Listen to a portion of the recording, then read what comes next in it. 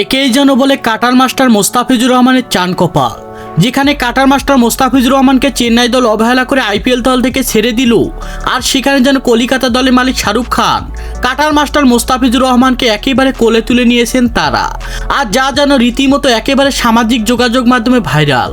হ্যাঁ দর্শক, বিস্তারিত জানুন পুরো ভিডিও জুড়ে।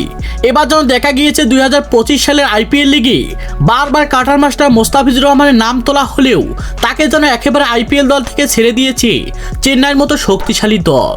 আর সেই মোস্তাফিজুর রহমানের নাকি গতবারে আইপিএল লিগে চেন্নাই দলের হয়ে দুর্দান্ত বোলিং পারফরমেন্স করে একেবারে যেন মাঠ মাতিয়েছিল ওই কাটার মাস্টার মোস্তাফিজুর রহমান। আর তাকে যেন এবারে আইপিএল লিগে একেবারে যেন অবহেলা করে ছেড়ে দিয়েছেন চেন্নাই দল।